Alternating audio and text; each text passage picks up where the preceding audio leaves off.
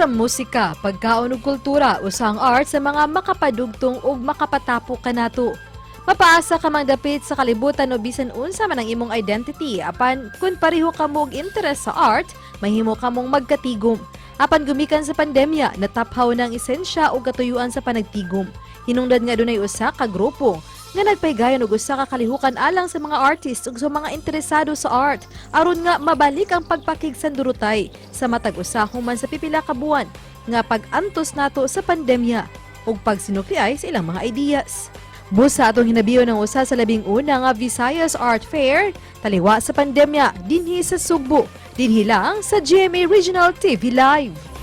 Hisgutan ta karong buntaga mga kapuso, labing unang Visayas Art Fair. Makauban tayo lang chairwoman si Ma'am Lori Boquiren. Mayong buntag, Ma'am Lori, welcome sa programa. Kumusta karong buntaga, Ma'am?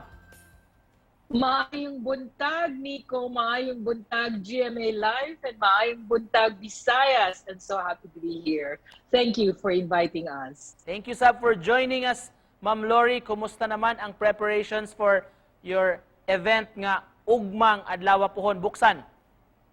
Oh wow, we are crazy in the preparation already. It's tomorrow will be our grand opening, and we have invited several VIPs to give us the honor of cutting our ribbon for the very first Visayas Art Fair. Connecting islands through art. Why did you come up with this idea, Ma'am Lori? O nganong organize ninyo ang Visayas Art Fair? Okay, the very first is we got the trust and from National Commission of Culture and Arts, NCCA, no? So they appointed us and nominated us to organize the show. So we're thinking, they said we have to promote the brand, the Visayas Art Fair, and it needs to be Region 6, 7, and 8. I have to give credit to Charlie Ko of Bacolod from Orange Project. He said, Lori, why do we have to do that? We have to be all connected. So I said, that's true. So we'll have to connect to each other through art. So that's how we coined the phrase, connecting the islands through arts. Around how many participants man ni ang inyong event, Ma'am Lori? O of course, tagadiin man gyud gikan itong mga artists nga ipang showcase diri. Okay, so for galleries, because we are trying to really promote the gallery culture. We are exhibiting 18 galleries from the Visayas, and including art groups and individual artists. So we have 18 booths from the Visayas. And so to add to the texture and to the volume and to the interest of the going art aficionados, we also invited some galleries, famous galleries from the National Capital Region. So from the Visayas region, we have 18, and from the National Capital Region, we have around 8. So 26 big galleries and exhibition that you will all enjoy. Ma'am Lori, so what can we look forward to sa Visayas Art Fair? Oh wow. Thank you for asking that question. I'm so excited to tell you, Nico, what you should look forward to.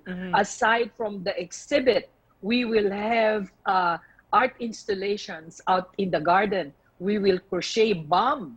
We got the crochet ladies to crochet bomb the trees. We will have trees that will be retazo bomb by some of the fashion designers that we have. We will have a fashion show on the 26th that will be participated by the Miss Cebu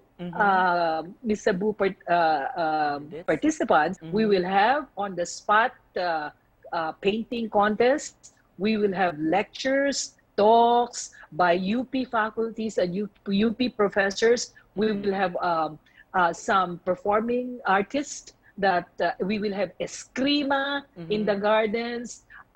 We will have a little pop-up market, pop-up store. We have invited, we're featuring the works of our known designers like Kenneth Cobonpue, Vito Selma, Debbie Palau. So you will have a page where you could more or less try to be inspired and try to see how you could also interpret their design in your own way. For you, Ma'am Lori, how will this event help our local Visayan artists? We are helping them to monetize their art.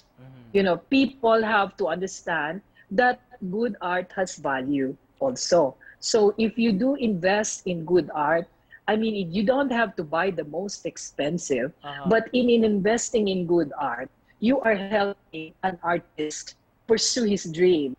And in closing, Ma'am Lori, mensahe ni mo, ma'am, sa atong mga viewers ka nagtanaw ron. I would like to encourage each and every one of you to please go and see the very first Visayan Art Fair. It is for our artists in the Visayas. It is for the creatives in the Visayas. You will greatly help them even if you don't buy, with your presence and appreciation of their work. And I am guaranteeing you, you will feel so proud when you see what works they have done. All right, thank you so much for joining us this morning, ma'am. Og paghatag na mo og ideya unsay atong atangan mga kapuso sa Visayan Art Fair. Ang ilang chairperson si Ma'am Lori Boquiren. Thank you, Ma'am Lori. Maraming salamat mga kapuso. Thank you for having me. Thank you so much. Thank you.